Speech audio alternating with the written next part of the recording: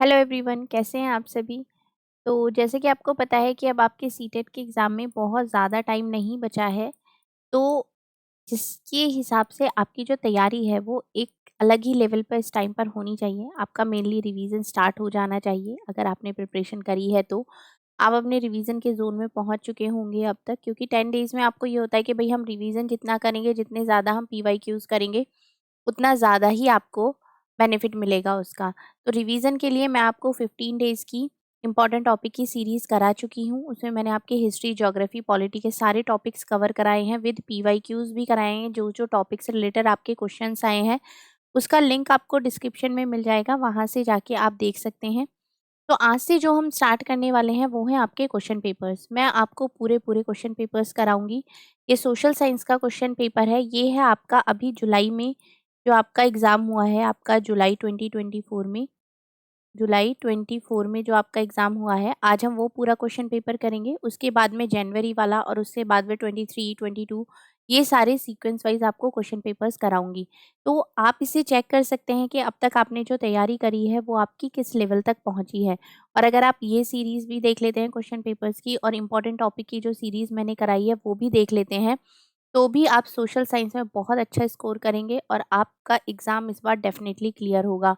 तो चलिए question paper को स्टार्ट करते हैं। ये अभी जुलाई में जो क्वेश्चंस आए हैं वो हैं। इसमें आपका सबसे पहला क्वेश्चन है, the government has pass law that made it mandatory for organisations with more than women employees to provide crash facilities.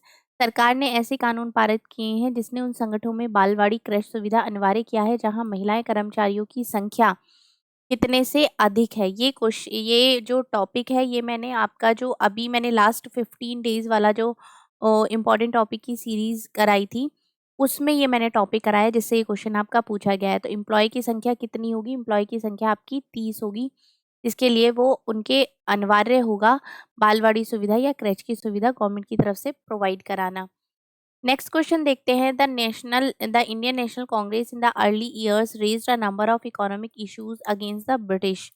मतलब आरंभिक वर्षों में भारतीय राष्ट्रीय कांग्रेस ने अंग्रेजों के खिलाफ बहुत सारे आर्थिक मुद्दे उठाए थे।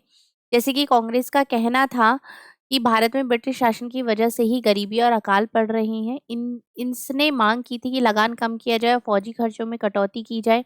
इसने सिंचाई के लिए अधिक अनुदान की मांग की थी। इसने मनोरंजन कर के खिलाफ आवाज उठाई थी। अगर हम उस टाइम पे देखते हैं तो उस टाइम पे किसी भी तरीके का एंटरटेनमेंट टैक्स नहीं था, क्योंकि कोई एंटरटेनमेंट ही नहीं था। तो इस हिसाब से आपका ए, बी और सी आपका करेक्ट आंसर हो जाएगा, ऑप्शन नंबर 1, ए, बी और सी।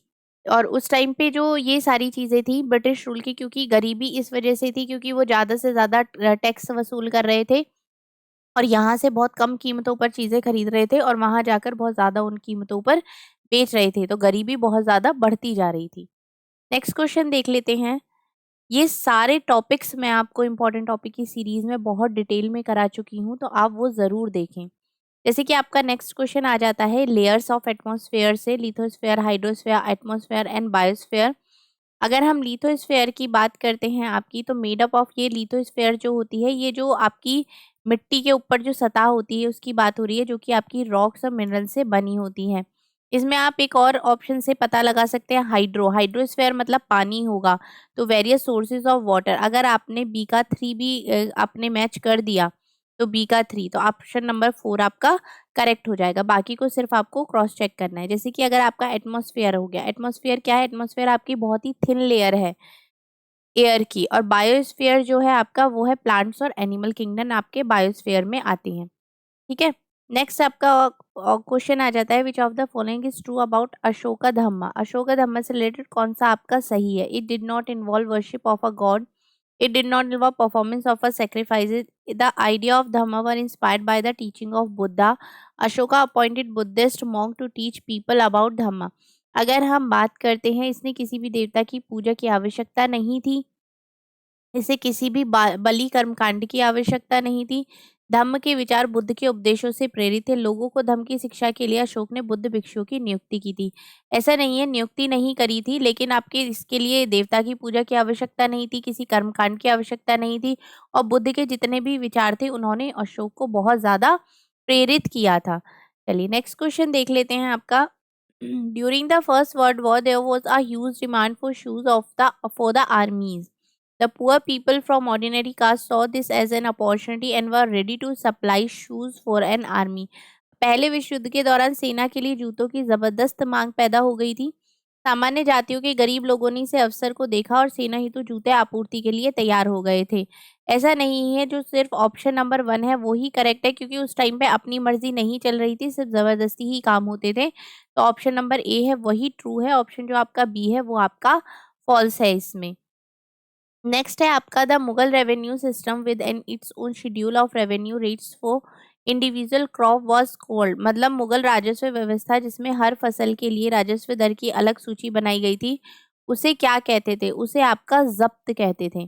अलग अलग सूची बनाई गई थी और अलग अलग सूची से ही उन्हें कर वसूलना पड़ता था। तो जो वो एक पोर्शन का जो कर वसूलते थे उसको वो जब्त कहते थे।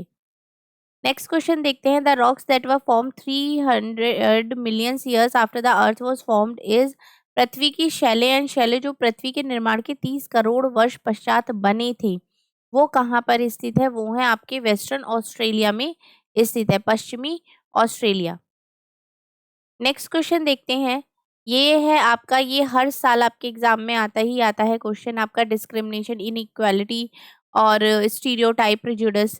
डिस्क्रिमिनेशन आपका क्या होता है? डिस्क्रिमिनेशन ये आपका होता है कि जहाँ पर मतलब अगर जैसे वुमेन है, वुमेन ने अपनी फैमिली स्टार्ट कर ली, उसके बाद उनको काम करने के लिए अलाउ नहीं करेंगे, वो होता है आपका डिस्क्रिमिनेशन।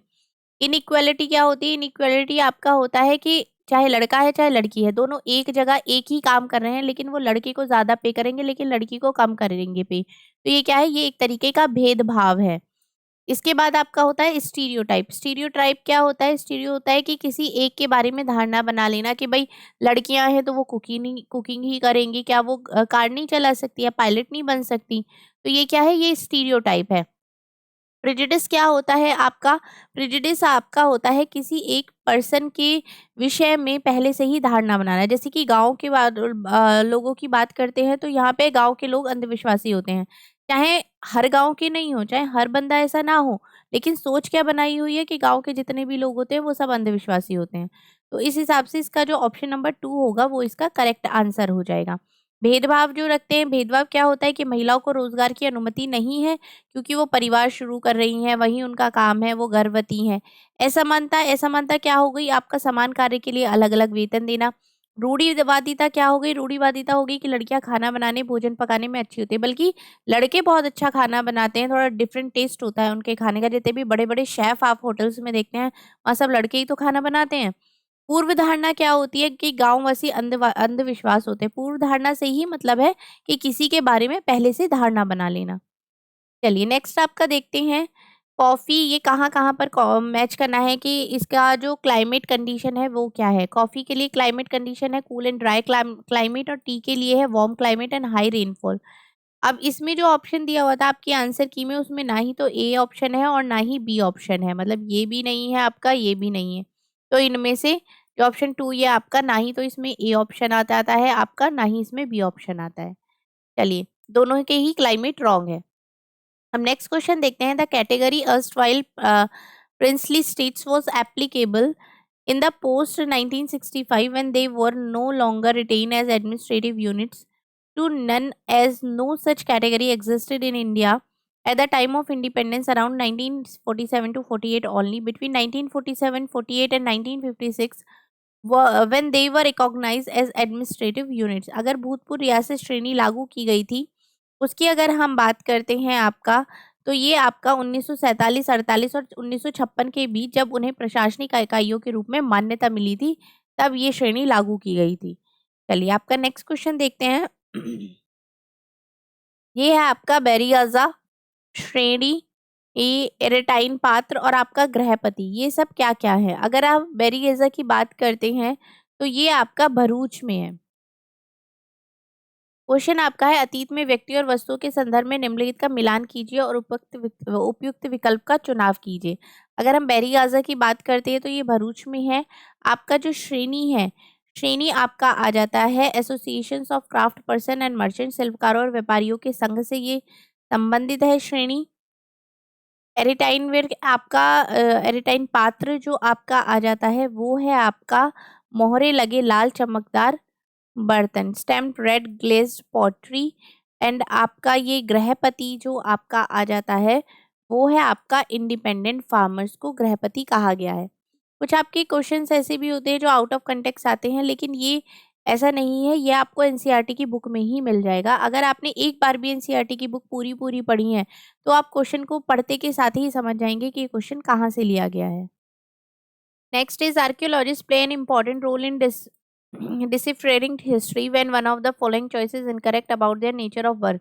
आर्कियोलॉजिस्ट क्या होते हैं कि जितने भी पुरातत्वविद हैं, जितने भी आपकी लिखना होगा या निकालना होगा, खुदाई करने के बाद जो उनकी स्टडी करते हैं उनको आर्कियोलॉजिस्ट कहते हैं। इस उसमें से यहाँ पे इनकी विशेषताएं दी हुई हैं, उसमें से कौन सा गलत है आपको फर्स्ट बताया। Look for bones of animals birds and fish, जानवरों पक्षियों मछलियों की हड्डी ढूंढते हैं वो। आपका जितने भी अवशेषों हैं उनका अध्ययन करते हैं। औजारों हथियारों बर्तनों पेन आदि की प्राप्ति के लिए छानबीन और खुदाई करते हैं। ये तीनों ही ऑप्शन करेक्ट है। जो ऑप्शन नंबर बी है आपका कि जांच करना है, वो जांच नहीं करते हैं, आर्कियोलॉजिस्ट का ये वर्क नहीं होता है। नेक्स्ट क्वेश्चन देखते हैं। The opening time of central government office in India 9 AM। अगर हम देखें तो भारत में केंद्रीय सरकार कार्यालय के खुलने का समय सुबह 9 बजे है। और चेन्नई के पास जो है वो इस 80 देशांतर आता है, और ईटानगर के पास 92 डिग्री 45 पूर्व देशांतर के पास स्थित केंद्रीय सरकार कार्यालयों के खुलने का स्थानीय समय क्या होगा। अब ये क्वेश्चन आप तभी सॉल्व करते हैं जब आपको ये पता होगा कि आपको टाइम कैलकुलेट कैसे करना है। और टाइम कैलकुलेट आपको कैसे करना है ये मैं डिटेल में एक वीडियो में आपको बताया है, जो अभी मैं सीरीज बता रही हूँ, उसका लिंक आपको डिस्क्रिप्शन में मिल जाएगा। उस वीडियो को आप जरूर देखें क्योंकि यहाँ से क्वेश्चन आता ही आता है। अब ये आपकी हो गई अर्थ। अर्थ पे लाइंस बनी होती हैं जिनको आप ग्रिड लाइंस कहते हैं। और अर्थ को एक रेखा होती है जो दो बराबर भागों में बांटती है, जिसको आप विषुवत रेखा होते हैं, आपका इक्वेटर बोलते हैं। यहाँ पे क्या होता है, ये 60 डिग्री होता है नॉर्थ और 60 डिग्री होता है आपका साउथ। यहाँ से आप देखेंगे कि इंडिया कहाँ पर है और कितना डिग्री का इसमें डिफरेंस आ रहा है, टाइम का डिफरेंस कितना है, उस हिसाब से आप कैलकुलेट करके निकालेंगे तो आपका सुबह के 8:50 और सुबह के 9:41 आएगा। इसकी वीडियो का लिंक आपको डिस्क्रिप्शन में मिल जाएगा, वहां से जाके आप इसको देख सकते हैं। अब नेक्स्ट क्वेश्चन देखते हैं। Women were taught at home in 19th century colonial India because 19वीं सदी के औपनिवेशिक भारत में लड़कियों को घर पर ही पढ़ाया जाता था। क्यों पढ़ाया जाता घर पर ही? क्योंकि वो पढ़ाई के साथ साथ घरेलू कामकाज भी कर सकें। लोग मानते थे कि अगर वो सार्वजनिक स्थानों पर जाएंगी तो वो बिगड़ जाएंगी। लोग अपने संबंधियों मित्रों से उनकी शिक्षा के तथ्य छुपाना चाहते थे। ऐसा कुछ नहीं था, सिर्फ ये इनके दो ही पॉइंट्स थे कि वो पढ़ाई के साथ साथ घर के सारे काम भी कर सके। और दूसरा ये है कि अगर उनका मानना था कि अगर वो सार्वजनिक स्थान पर जाएंगी तो वो बिगड़ जाएंगी। अब हम बात करते हैं ग्राम भोजका की। अगर हम ग्राम भोजक की बात करते हैं, कौन सा इसमें से सही नहीं है? गांव का कर वसूलने का काम राजा अक्सर इन्हें ही सौंप देते थे। बिल्कुल ठीक है, ये न्यायाधीश और पुलिस का काम नहीं करते थे, ऐसा नहीं है। अक्सर एक ही परिवार के लोग इस पद पर कई पीढ़ियों तक बने रहते थे। पहले क्या होता था, राजतंत्र होता था। पहले राजा हो गया, फिर उसका बेटा हो गया, फिर उसका बेटा, फिर उसका बेटा, फिर उसका बेटा। तो ये सारी चीजें जो थी ये पीढ़ी दर पीढ़ी चलती रहती थी। अक्सर इनकी जमीन पर इनके दास और मजदूर काम करते थे। तो ये सभी सही हो जाएंगे। इसमें आपका नॉट पूछा है तो नॉट के लिए जो आपका होगा ये वाला ऑप्शन आपका करेक्ट हो जाएगा कि न्यायाधीश और पुलिस का काम नहीं करते थे। नेक्स्ट क्वेश्चन देखते हैं। Below are two statements A and B in the context of Shri Narayana Guru. Shri Narayana गुरु के बारे के संदर्भ में दो कथन दिए गए हैं, उसमें से आपको सही का चुनाव करना है। He advocated equality for all within a single sect or caste. He inspired all of them to have faith in all gurus. अगर हम बात करते हैं कि उनके अनुसार सारी मानवता की एक ही जाति है, बिल्कुल करेक्ट बात उन्होंने कही थी श्री नारायण गुरु जी ने। और उन्होंने सभी को गुरुओं को विश्वास रखने के लिए प्रेरित किया था। ऐसा कुछ नहीं था, उन्होंने किसी को किसी चीज के लिए प्रेरित नहीं किया था। तो इसी के हिसाब से आपका ए आपका सही हो जाएगा और बी आपका रॉन्ग हो जाएगा। नेक्स्ट क्वेश्चन जो आता है रॉक्स से रिलेटेड है, मोस्ट इंपॉर्टेंट क्वेश्चन है आपका, हर बार आपसे पूछा जाता है। अब इसमें जो आपका पहली रॉक है वो है आपकी इग्निस रॉक, दूसरी आती है सेडिमेंट्री और तीसरी आती है मेटामॉर्फिक रॉक। इग्निस रॉक जो होती है, जो मेल्टन मैग्मा होता है, सॉरी जो मेल्टन मैग्मा होता है, जब लावा निकलता है आपका उसके बाद ये जो अर्थ पर आकर सीधा एक रॉक का फॉर्म ले लेती है इसको आपको इग्निस रॉक कहते हैं। इसको आप प्राइमरी रॉक्स भी कहते हैं। सेडिमेंट्री रॉक्स क्या होती है, जब ये रॉक्स यहाँ पर आई डायरेक्टली ये बन गए। अब ये रॉक हवा के द्वारा पानी के द्वारा बहती हुई अलग अलग छोटे छोटे पार्ट्स में टूट गई और डिपोजिशन हो गया उसका, जब वो एक जगह से दूसरी जगह पहुंच गई तो वो किस में कन्वर्ट हो जाती है, वो आपकी सेडिमेंट्री रॉक्स में आपकी कन्वर्ट हो जाती है। उसके बाद मेटामॉर्फिक क्या होती है, जब आप सेडिमेंट्री रॉक्स को हीट के थ्रू, हीट और प्रेशर के थ्रू जब आप चेंज करते हैं तो वो आपकी मेटामॉर्फिक रॉक्स हो जाती है। तो इसके हिसाब से ये इसका ऑप्शन करेक्ट हो जाता है। इग्निस रॉक्स आपका हो जाएगा मॉल्टन मैग्मा, आपका सेडिमेंट्री रॉक हो जाएगा deposited by wind and water, और आपका मेटामॉर्फिक रॉक हो जाएगा change under heat and pressure. अब नेक्स्ट आपका देखते हैं क्वेश्चन, लेयर ऑफ एटमॉस्फेयर। यहाँ से हर साल एक क्वेश्चन आता है, लेयर ऑफ एटमॉस्फेयर में which layer of the atmosphere has very thin layer of air. हवा की सबसे ज़्यादा पतली लेयर कौन सी होती है, वो होती है आपकी एक्सोस्फेयर होती है, बहिर्मंडल जिसको आप कहते हैं। ये आपका सीक्वेंस में भी पूछा जा सकता है, आपसे वन लाइन में भी पूछा जा सकता है, आपसे मैचिंग में भी पूछा जा सकता है। जैसे कि इस बार वन लाइन में पूछा गया, तो हो सकता है अब जो दिसंबर में आपका क्वेश्चन पेपर हो उसमें ये आपसे मैचिंग से पूछ ले। तो सारी लेयर्स को बहुत ध्यान से करके जाइएगा। नेक्स्ट आपका क्वेश्चन आता है, अ पॉपुलेशन पिरामिड। ये एक नया टॉपिक है जो इस बार से इससे क्वेश्चन आया और ये मैंने कराया भी है। The population pyramid with big base and skinny top, मतलब पॉपुलेशन पिरामिड का बिग तो बेस है लेकिन इस तरीके से उसकी स्किनी टॉप है इस तरीके से। तो ये आपका क्या शो कर रहा है, ये जो आपका शो कर रहा है ये हाई बर्थ रेट शो कर रहा है, क्योंकि यहाँ पर बेस इसका ब्रॉड है, मतलब जन्म बच्चों का बहुत ज्यादा हो रहा है। High death rate in higher age group, बहुत ज़्यादा है क्योंकि डेथ रेट ज़्यादा है तभी तो ये स्किनी टॉप हो गया है। अगर डेथ रेट नहीं होता तो ये इस तरीके से होता। ठीक है, relatively large number of young population, यहाँ पे यंग पॉपुलेशन लार्ज नंबर में है क्योंकि अगर इतना पोर्शन आप देखते हैं तो यहाँ की तो ये पॉपुलेशन ज़्यादा ही है। Large number of death in infants, अगर हम देखा जाए तो large number of death in infants में नहीं आएगा। इसमें जो ऑप्शन दिया हुआ है वो आपका ए, बी और सी ही आएगा। ऑप्शन नंबर 4 आपका करेक्ट हो जाएगा। नेक्स्ट क्वेश्चन है आपका, rotation is the movement of the earth on its axis. The axis of the earth which is imaginary line makes an angle of 33.5 degree with an orbital plane. मतलब पृथ्वी की गतियों के बारे में निम्नलिखित कथनों पर विचार करें और सही का चुनाव करें। पृथ्वी अपने अक्ष पर घूमना ग्रहण कहलाता है, बिल्कुल सही है। पृथ्वी का अक्ष एक काल्पनिक रेखा है जो अपनी सतह से 33.33.5 का कोण बनाती है, ऐसा नहीं है। तो इसका जो ऑप्शन 1 होगा वही करेक्ट होगा। नेक्स्ट आप देखते हैं question 51, which of the following statement are true about technological development in temple construction from the 12th century. 12वीं शताब्दी में मंदिरों के निर्माण में जो शिल्प विज्ञान तकनीक के बारे में विकास में सही है। अधिरचना का भार शिखरों पर डाल दिया जाता था। निर्माण में बलुआ पत्थर व पत्थर के छोटे टुकड़ों के मिश्रण को का तेजी से प्रयोग होने लगा था। अगर हम देखें तो इसमें दोनों ही आपके रॉन्ग हो जाएगी क्योंकि 12वीं शताब्दी में ऐसा कुछ भी नहीं होता था। ये नहीं है कि अगर दोनों ऑप्शन लिखे हुए हैं तो आपके दोनों करेक्ट होंगे, नहीं ऐसा नहीं है। दोनों ऑप्शन भी आपके रॉन्ग हो सकते हैं। तो आपको एक एक क्वेश्चन को बहुत ध्यान से पढ़ के समझ के करना है। Who among the following edited newspaper Kesari which became one of the strongest cities of the British rule। अगर हम केसरी नामक अखबार की बात करते हैं तो इसमें सिर्फ एक ही नाम आता है, बाल गंगाधर तिलक का। जिनके इन्होंने कौन सा नारा दिया था, इन्होंने जो नारा दिया था मैंने वो भी आपको कराया। इनके ऊपर पूरा एक टॉपिक मैंने बाल गंगाधर तिलक के ऊपर कराया है कि जो स्वतंत्रता है वो हमारा जन्मसिद्ध अधिकार है और इसे मैं लेकर रहूंगा। तो इस बार इनके न्यूज़पेपर से पूछा है, हो सकता है अगली बार इनके नारे से संबंधित कोई भी आपके उसमें प्रश्न आ जाए। तो आपको सारा क्वेश्चन मतलब टॉपिक से रिलेटेड आपको सारी जानकारी होनी चाहिए। नेक्स्ट आपका टॉपिक आता है अमेज़न बेसिन से। इससे जो लास्ट क्वेश्चन पेपर में आया था वो आपका आया था गंगा ब्रह्मपुत्र बेसिन से और इस बार अमेज़न बेसिन से आया है। This region is characterised by hot and wet climate throughout the year. People practice slash and burn agriculture. People mainly grow paddy. Aircrafts and helicopters are also used for reaching various places in this basin. अगर हम बात करते हैं तो जो paddy है, paddy जो फसल है वो अमेजन बेसिन में नहीं उगती है बल्कि गंगा ब्रह्मपुत्र बेसिन में होती है। तो इस हिसाब से ए, बी और डी इसका आंसर हो जाएगा। सी इसका ऑप्शन नहीं है क्योंकि ये वाली जो फसल है वो गंगा ब्रह्मपुत्र बेसिन में होती है।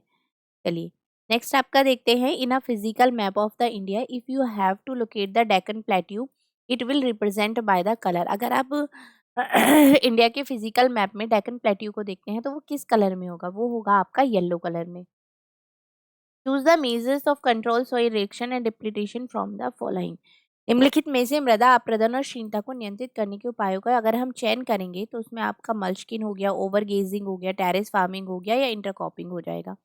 अगर आप देखेंगे तो ओवर गेजिंग नहीं होगा क्योंकि वो एक तरीके से मृदा अपरदन और क्षीणता को नियंत्रित करने के उपायों में नहीं आएगा। ओवर गेजिंग हो गया कि कहीं पे भी कोई भी एक चीज़ है वहाँ की मिट्टी को बहुत ज़्यादा चराना नहीं हो जाता है, जैसे कि भेड़ बकरियों से बहुत ज़्यादा वहाँ की घास-वास खा लेती हैं, वो ओवर गेजिंग होता है। मंचकिन हो गया आपका, टेरेस फार्मिंग हो गया, इंटरक्रॉपिंग हो गया, ये सभी नियंत्रित करने के उपाय हैं। तो इसका ए, सी और डी, इसका ऑप्शन नंबर 4 आपका करेक्ट हो जाएगा।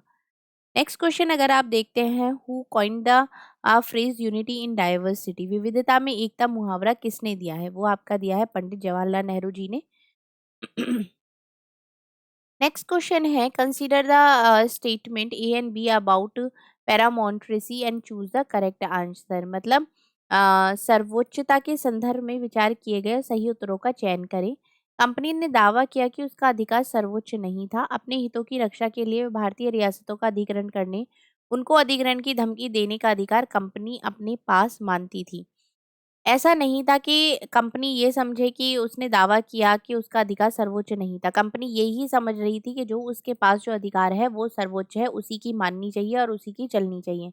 तो ये ऑप्शन ए जो है इसका ये रॉन्ग हो जाएगा और बी वाला जो ऑप्शन है ये आपका करेक्ट हो जाएगा।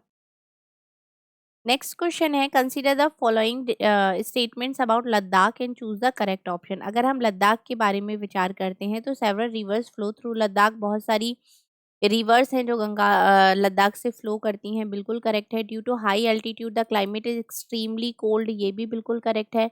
Despite being in the rain shadow of Himalayas there is high rainfall, their area experience freezing winds and burning hot sunlight. मतलब एक तरफ तो आपको फ्रीजिंग विंड का एहसास होगा, दूसरी तरफ सनलाइट इतनी ज़्यादा हॉट होगी कि आपको ऐसी जलने वाली फीलिंग भी आएगी। तो इसमें जो आपका ए, बी और डी हो जाएगा ये आपका करेक्ट हो जाएगा। Being in the rain shadow of Himalaya, यहाँ पर हाई रेनफॉल नहीं होता है, तो इसके हिसाब से ए, बी और डी आपका करेक्ट ऑप्शन होगा। नेक्स्ट क्वेश्चन अगर आप देखते हैं, consider the two given statements and choose the appropriate options. Those places west to Greenwich will be behind the Greenwich time. The earth rotates from east to west and sun rises early in the eastern side. जो स्थान Greenwich के पश्चिम में है उनका समय Greenwich से पीछे रहेगा, बिल्कुल सही बात है। और पृथ्वी पूर्व से पश्चिम की ओर चक्कर लगाती है तथा सूर्य पूर्व दिशा में जल्दी उगता है। ये स्टेटमेंट यहाँ पर गलत दिया हुआ है, तो इस हिसाब से सिर्फ आपका स्टेटमेंट ए जो है वही आपका करेक्ट होगा। नेक्स्ट क्वेश्चन है, watan jagir were given by Akbar to which of the following chiefs. जो वतन जहांगीर है वो अकबर ने किस सरदारों को दी थी, वो दी थी अकबर ने सिसोदिया राजपूत को। वतन जहांगीर क्या था, वतन जहांगीर क्या था कि इन्होंने, मुगलों ने आक्रमण करके सिसोदियाओं की जैसे जमीन ले ली, तो ये क्या कहते थे कि इसका कुछ हिस्सा तुम हमें दोगे, लेकिन यहाँ पे जो एरिया में जो आपका राज था वो वैसे ही चलता रहेगा, वहां से आपकी वैल्यू भी वैसी ही रहेगी, सिर्फ आपको उसका कुछ हिस्सा हमें देना पड़ेगा। तो ये क्या था, ये उनके हिसाब से वतन जहागीर था। अब नेक्स्ट क्वेश्चन देखते हैं, the well design portfolio assessment in social science should be. आपका सामाजिक विज्ञान में एक अच्छी तरह से तैयार किया हुआ पोर्टफोलियो को उद्देश्यपूर्ण और व्यवस्थित होना चाहिए, बिल्कुल। विद्यार्थियों के निर्मित कार्यों एवं गतिविधियों को दर्शाना चाहिए, बिल्कुल। रिपोर्ट कार्ड बनाने पर केंद्रित होना चाहिए, नहीं। रिपोर्ट कार्ड एक ये नहीं है कि अब बच्चे ने पूरे साल कुछ भी कराया आप उसे एक रिपोर्ट कार्ड एक पेपर पे उसको जज कर लें, वो नहीं होना चाहिए। विद्यार्थी के कार्यों का लंबे समय का संग्रह होना चाहिए, बिल्कुल सही है। ये आपका पेडागोजी का क्वेश्चन है और पेडागोजी के क्वेश्चन करते हुए आपको सबसे पहले यही ध्यान रखना है कि कौन सा आंसर बच्चों के फेवर में है। जो आंसर बच्चों के फेवर में है वही उसका करेक्ट होगा। तो ए, बी और डी इसका आपका करेक्ट ऑप्शन हो जाएगा।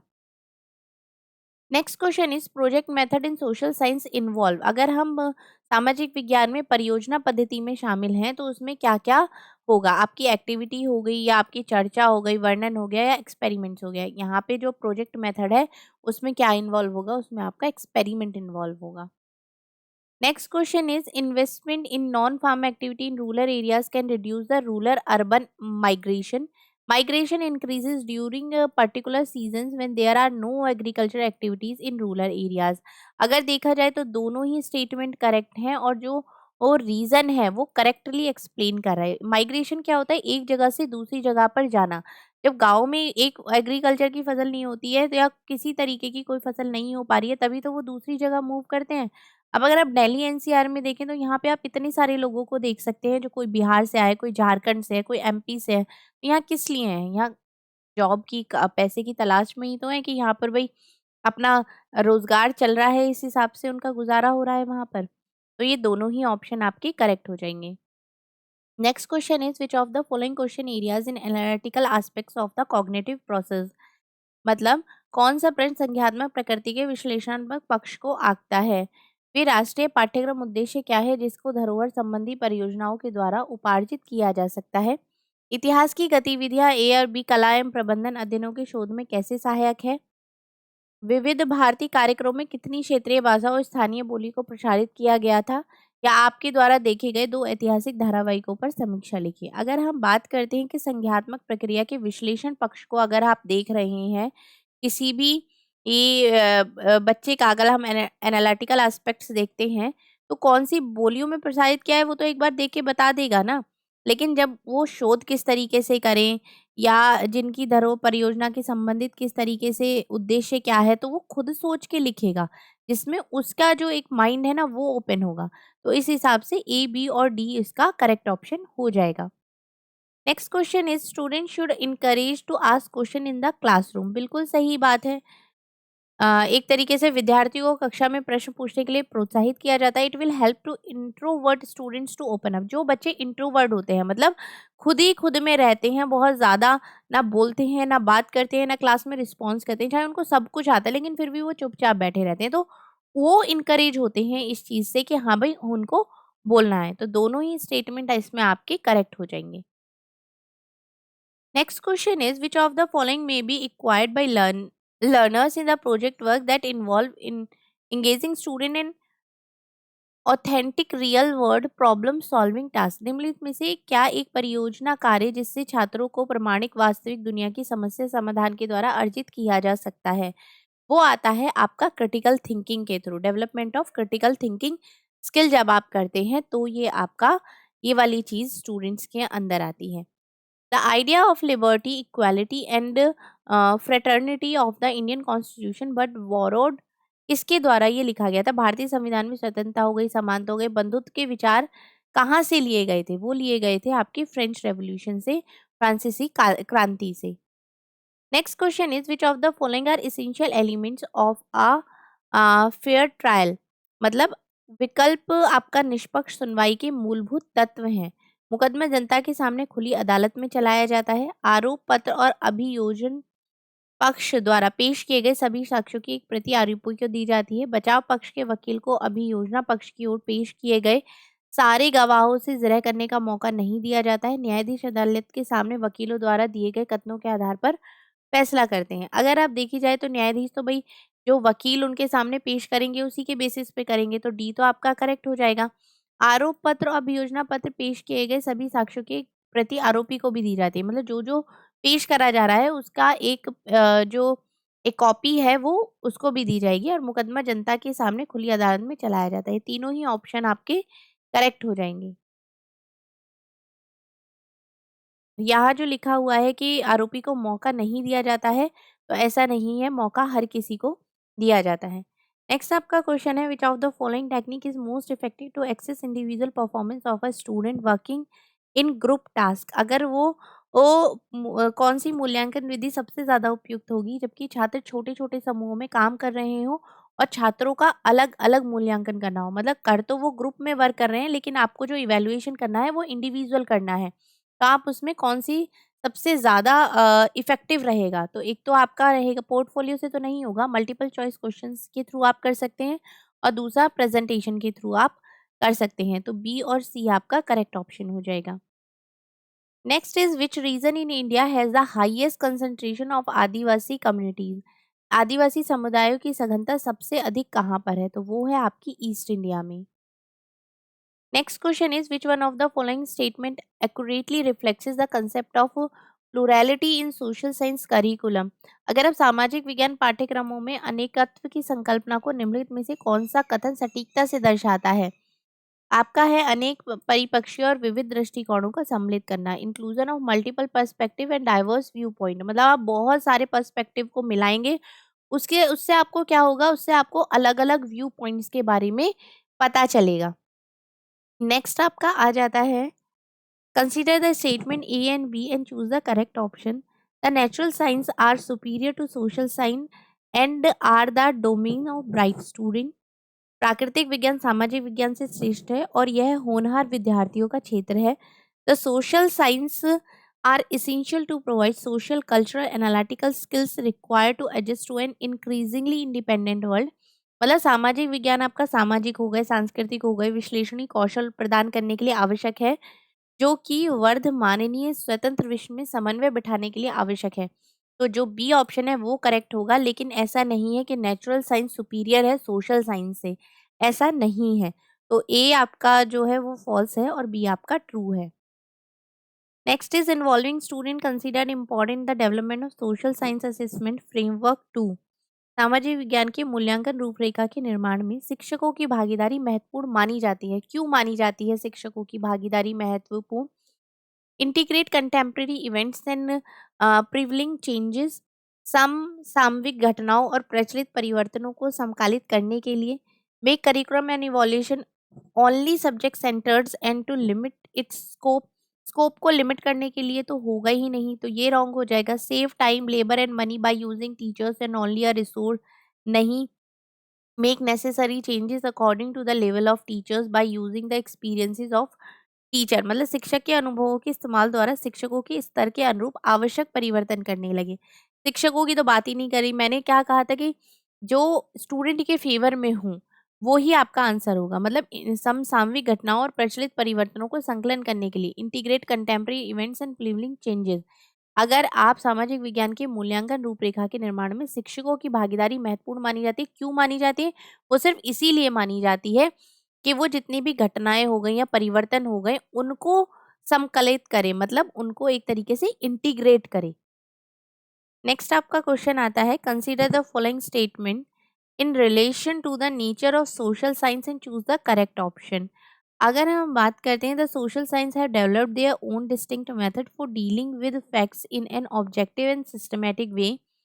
Unlike the natural science, the social science, it is difficult to insulate an observation and analysis of facts from the pressure of popular sentiments. सामाजिक विज्ञान ने तथ्यों वस्तुगत क्रमबद्ध मार्ग के निपटाने हेतु अपनी स्वयं की विशिष्ट विधियां विकसित की है, बिल्कुल करेक्ट है। प्राकृतिक विज्ञान से भिन्न सामाजिक विज्ञान में लोकप्रिय भावनाओं के दबाव से तथ्यों के अवलोकन और विश्लेषण को पृथक करना कठिन है। ये दोनों ही स्टेटमेंट्स आपके करेक्ट हैं और रीजन ने करेक्ट एक्सप्लेनेशन भी की है। नेक्स्ट क्वेश्चन देखते हैं, which of the following may be use to denote democracy. अगर लोकतंत्र को दर्शाने हेतु निम्नलिखित में से किसका प्रयोग किया जा सकता है? People are equal and free, बिल्कुल सही बात है, लोग बराबर हैं और स्वतंत्र हैं। People are wealthy and prosperous, अगर आप देखे जाए तो लोग धनी भी हैं, समृद्ध भी होते हैं। People resolve conflicts in a better way than others, लोग संघर्ष को दूसरों की तुलना में बेहतर तरीके से सुलझाते हैं। Government is more accountable and rational, सरकार अधिक जवाबदेह और तर्क संगत है। ये नहीं है गवर्नमेंट के बारे में, ये आप नहीं लिख सकते। तो आपका ऑप्शन नंबर ए, बी और सी आपका बिल्कुल करेक्ट हो जाएगा। Next question is integrators of assessment and skill abilities. Discussion हो गया आपका, ऑब्जर्वेशन हो गया, नॉर्मेटिव कंसर्न हो गया या एक्सप्लेनेशन हो गया। अगर आप बात करेंगे डिस्कशन की, तो डिस्कशन जब आप करते हैं तो आपका आप सुनते भी हैं, एक्सप्रेस ओपिनियंस भी होते हैं और फाइंडिंग आउट फ्रॉम अदर्स और बाकी सब लोगों का भी उसमें आप ओपिनियन मैटर करते हैं जब आप कोई चीज़ डिस्कस कर रहे होते हैं। यहाँ पर बात आती है ऑब्जर्वेशन की। ऑब्जर्वेशन में आपका क्या होता है, आपका रिपोर्टिंग हो गया, नरेटिंग हो गया, पिक्चर रीडिंग हो गया एंड ड्राइंग हो गया। इन सारी चीज़ों में आप क्या करें, ऑब्जर्व कर रहे हैं। नॉर्मेटिव कंसर्न की अगर हम बात करते हैं तो वो होता है sensitivity towards differently able showing concern for environment के थ्रू। और अगर हम एक्सप्लेनेशन की बात करते हैं तो वो लॉजिकल कनेक्शंस में आता है, मेकिंग लॉजिकल कनेक्शन। तो इस हिसाब से आपका ए का चर्चा हो जाएगा, आपका सुनना, राय व्यक्त करना, दूसरों से पता लगाना। अवलोकन की बात करें तो वो आपका हो जाएगा रिपोर्ट का वर्णन करना, चित्र का पठन करना, आरेखन करना। नियामक सरोकार की अगर आप बात करते हैं तो वो होगा आप भिन्न क्षमता के प्रति संवेदनशील, पर्यावरण के प्रति चिंता प्रदर्शित करना। और अगर स्पष्टीकरण की अगर आप बात करते हैं तो वो आपका आ जाएगा तार्किक संबंध बनाना। नेक्स्ट आपका जो क्वेश्चन आता है वो है, लता चलती है सुबह के 5 बजे उसे चाय बेचती है, उसके बाद बहुत दूर कुएं से पानी ढोकर लाती है, घर पहुंचने के बाद वह खाना बनाती है, कपड़े धोती है, घर की सफाई करती है, झाड़ू पोछा करती है। उसके पश्चात वह अपनी चाय की दुकान के लिए सामान खरीद कर लाती है। इन सब कार्यों को क्या कहा जाता है? हाउस वर्क तो ये नहीं है, पेड वर्क भी नहीं है, केयर गिविंग ये है आपका डबल बर्डन। डबल बर्डन क्या है कि वो घर भी देख रही है और वो अपना एक जो उसने चाय का बिजनेस करा हुआ है वो भी संभाल रही है। तो ये क्या है? ये एक तरीके से आपका दोहरा बोझ है। Next question is, the constitution determines the relationship among people living in a territory called citizen and also. संविधान एक क्षेत्र में रहने वाले लोगों के बीच नागरिक नामक संबंध निर्धारित करता है और यह निर्धारित करता है लोगों और सरकार के बीच संबंध, relationship among people and government. Relation among neighbouring countries and government का नहीं होगा, पीपल एंड कॉर्पोरेट्स का नहीं होगा, नेबरिंग कंट्रीज का नहीं होगा। क्या होगा? लोगों और सरकार के बीच में रिलेशन की बात होगी। नेक्स्ट आपका क्वेश्चन है, the national medical commission code of medical ethics states that every physician should as far as possible prescribe drugs which are called. मतलब राष्ट्रीय चिकित्सा आयोग की चिकित्सा आचार संहिता में कहा गया है कि प्रत्येक चिकित्सक को जहां तक संभव हो उन दवाओं को निर्धारित करना चाहिए जो कहलाती हैं जेनरिक मेडिसिन। जेनरिक मेडिसिन क्या होती हैं? आपकी एक जर्नल मेडिसिन जो आप प्रोवाइड कर देते हैं वो आपकी इसमें आती हैं। तो ये नेशनल मेडिकल कमीशन ने कहा गया है कि आपको ये प्रोवाइड करानी है। नेक्स्ट इसमें आ जाता है आपका, a large number of people in rural India who are landless although their main livelihood sources is agriculture are called as. अगर आप देखते हैं कि ग्रामीण भारत में एक बड़ी संख्या में जो लोग भूमिहीन हैं जबकि उनकी जीविका का मुख्य स्रोत ही कृषि है, तो वो क्या कहलाते हैं? वो आपका कहलाते हैं, एक तो हो गया आपका माइग्रेंट लेबर्स और दूसरा आपका हो गया एग्रीकल्चरल, मतलब कृषकीय मजदूर और आपका प्रवासी श्रमिक मजदूर। ये दोनों ही ऑप्शन आपके इसमें करेक्ट हो जाएंगे। Next question is, which of the following resources are relevant to discuss the discrimination. अगर आप डिस्क्रिमिनेशन की बात करते हैं तो उसमें जो आपका सबसे पहले नाम आता है वो है आपका बी आर अम्बेडकर जी का, क्योंकि इनके साथ ही वो एक्सपीरियंस हुआ था जब वो भारत लौटने के पश्चात स्थान ढूंढने के अनुभवों का वृतांत। मतलब अगर डिस्क्रिमिनेशन की कहीं पे भी बात आ रही है और उस ऑप्शन में बी आर अम्बेडकर जी हैं तो आपको वही करेक्ट ऑप्शन आपको टिक करना है। एनसीईआरटी की बुक में डिटेल में भी दिया हुआ है कि इनके साथ किस तरीके का व्यवहार किया गया था भेदभाव के लिए। ठीक है, तो ये आपका ऑप्शन नंबर ए करेक्ट हो जाएगा। नेक्स्ट क्वेश्चन आपका आता है, the teacher want to divide 30 students for her class in small group of a task on diversity which will be the most relevant way to make small groups of the student. मतलब अगर एक अध्यापक को 30 विद्यार्थियों को छोटे छोटे समूह में बांटना है तो सबसे अच्छा तरीका उसमें क्या होगा? ये होगा आपका heterogeneous random groups based on a game. वो क्या करे, एक गेम खिलाए और उस गेम के बेसिस पे छोटे छोटे ग्रुप्स में डिवाइड कर दे। Student mark last exam from high to low, ये नहीं होगा ये कि आप अच्छे अच्छे बच्चों को एक साथ कर दो और जो थोड़े लो हैं उनको स्टूडेंट के कंफर्ट के हिसाब पर भी नहीं होगा। Bench wise from front to back ऐसा भी नहीं करना चाहिए। एक गेम खिलाना चाहिए और उस गेम के बेसिस पर ही रैंडमली आपको सेलेक्ट कर लेनी चाहिए। Which of the following provide scope to develop critical thinking skill. अगर आप क्रिटिकल थिंकिंग स्किल की बात कर रहे हैं तो what role did the Yamuna play in the layout of Mughal city in Shahjahanabad. Shahjahanabad में मुगल शहर तैयार करने में यमुना ने क्या भूमिका निभाई? प्रेस वार्ता का क्या प्रयोजन है? सरकार क्या कर रही है इस पर सूचना प्राप्त करने के लिए? प्रेस वार्ता कैसे किस प्रकार आपकी सहायता करती है? और दूसरा आपका आता है, निर्देशित उदाहरणों के साथ बाजारों में अंतर कीजिए। लोक सेवा के लिए आवश्यक है कि वे राजनीतिक रूप से तथ्यस्थ हो, व्याख्या करें। या जल की उपलब्धता बस्ती प्रतिरूप को प्रभावित करने के लिए एक मुख्य कारक है, चर्चा करें। अगर आप बात करते हैं तो इसमें सी नहीं होगा, ए बी डी और ई ये इसका करेक्ट है, क्योंकि इसमें अगर आप देखें differentiate market and illustrated example. इसमें सिर्फ ये क्रिटिकल थिंकिंग नहीं है। क्रिटिकल थिंकिंग में क्या होता है कि बच्चा सोचता है, दिमाग लगाता है। जैसे कि आपका ये है शाहजहाबाद में मुगल शहर तैयार करने में यमुना ने क्या भूमिका है, तो वो इमेजिन करेगा, सोचेगा, अपनी थिंकिंग को यूज करेगा। और प्रेस वार्ता का क्या प्रयोजन है और प्रेस कॉन्फ्रेंस का क्या होता है, तो उस चीज में वो उसकी क्रिटिकल थिंकिंग डेवलप होगी।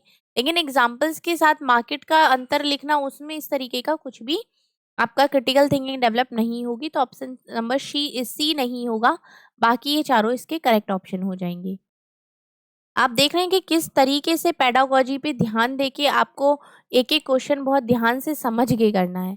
अब आता है fundamental rights and duties of Indian constitution are written on the wall of social science classroom. This will make children learn primarily through. अब कक्षा के कक्ष की दीवारों पर भारतीय संविधान के मौलिक अधिकारों और कर्तव्यों को लिखा गया है। तो बच्चे को किस द्वारा ये सीखेंगे? उनकी मेमोराइजेशन हो गई, रीजनिंग हो गई, इमेजिनेशन, क्योंकि सामने लिखा हुआ है तो उसमें वो इमेजिनेशन नहीं करेंगे, क्योंकि राइट्स एंड ड्यूटीज लिखी हुई हैं तो उसमें इमेजिनेशन का कोई काम नहीं है, रीजनिंग का कोई काम नहीं है, याद रखना रटना नहीं होगा। आपका वो होगा ऑब्जर्वेशन, अवलोकन के थ्रू वो ये सारी चीजों को सिखाएगा। Next question is, which method would you use to collect information about the actual and correct status of earthquake victims in your area? आप अपने क्षेत्र में भूकंप पीड़ित व्यक्तियों की वास्तविक और सही स्थिति के बारे में जानकारी एकत्रित करने के लिए किस विधि का प्रयोग करेंगे? आप प्रोजेक्ट मेथड तो उसमें नहीं करेंगे, क्योंकि भूकंप आया है, लोग पीड़ित हैं, तो आप क्या करेंगे? क्या तो आप उसमें प्रॉब्लम सॉल्व करेंगे, क्या आप इंक्वायरी करेंगे? आप सर्वे करेंगे, तभी तो सर्वेक्षण विधि का प्रयोग करेंगे, तभी तो आपको उस एरिया के लोगों की जानकारी होगी। जब वहां जाएंगे, 10 लोगों से पूछताछ करेंगे, संभावित क्षेत्र को देखेंगे कि क्या क्या कैसे कैसे हुआ, तो वो किस में आता है? वो आपका सर्वे मेथड में आता है। Next question is, according to Indian Constitution, this kind of reservation is not a violation of the rights of equality. भारतीय संविधान के अनुसार इस प्रकार का आरक्षण समानता के अधिकार का उल्लंघन नहीं है। To ensure job based on nepotism, मतलब भाई भतीजावाद के आधार पर रोजगार सुनिश्चित करना, ये तो नहीं होगा। राजनेताओं के सगे संबंधियों को नौकरी देना, ये भी नहीं होगा। जिन राज्यों से प्रतिनिधि या मंत्री चुनकर आए हैं उन राज्यों को नौकरी देना, ये भी नहीं होगा। समान अवसर सुनिश्चित करने के लिए किसी के साथ विशेष व्यवहार अपनाना, to give special treatment to someone in order to ensure equal opportunity. मतलब अगर हम इंडियन कॉन्स्टिट्यूशन की बात करते हैं तो राइट, इसमें अगर ये क्वेश्चन मानता है कि आरक्षण समानता के अधिकार का उल्लंघन नहीं है, मतलब समानता की अगर हम बात करते हैं तो समानता, आप मतलब भाई भतीजावाद की बात करते हैं तो समानता नहीं हुई।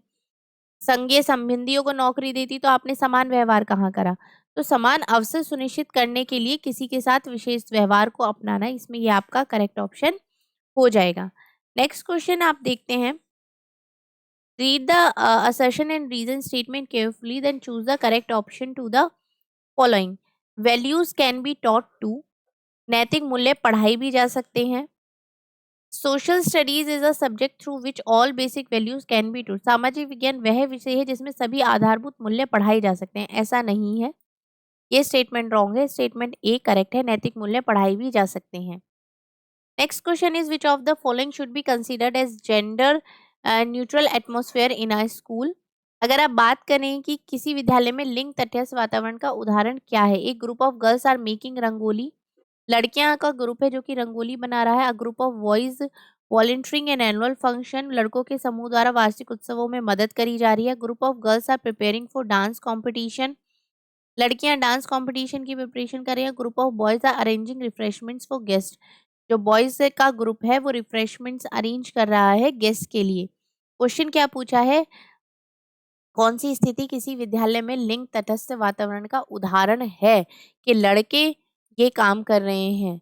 ये इसका ट्रू एग्जाम्पल है। तो ऑप्शन नंबर बी और डी आपका करेक्ट हो जाएगा। और ग्रुप ऑफ गर्ल्स रंगोली बना रही हैं या गर्ल्स डांस की प्रिपरेशन कर रही हैं, ये दोनों ही आपके स्टीरियोटाइप में आ जाएगा। नेक्स्ट क्वेश्चन आपका देख लेते हैं। A social science teacher asked student to make rules for their classes. These were then written on a chart paper. All the students give their consent to follow these.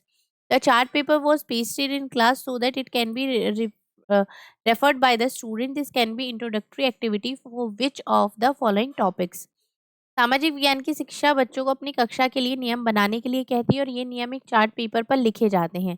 सभी बच्चे इन नियमों का पालन सहमति से देते हैं। ये चार्ट कक्षा में चिपका दिया जाता है ताकि छात्र इसे संदर्भ के तौर पर प्रयोग में ला सकें।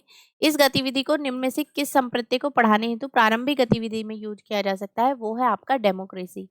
प्रजातंत्र मार्केट से रिलेटेड नहीं है, विविधता से रिलेटेड नहीं है और माइग्रेलाइजेशन से भी रिलेटेड ये नहीं है। चलिए लास्ट क्वेश्चन आपका देखते हैं। The purpose of diagnostic evaluation is to, नैदानिक मूल्यांकन का प्रयोजन उद्देश्य क्या है? Obtain information about learners characters, get to know about the knowledge student already possess, विद्यार्थियों के लक्षणों के बारे में सूचना प्राप्त करना, विद्यार्थियों के पूर्व ज्ञान के बारे में जानकारी हासिल का, विद्यार्थियों को श्रेणियों में वर्गीकृत करना नहीं होगा, विद्यार्थी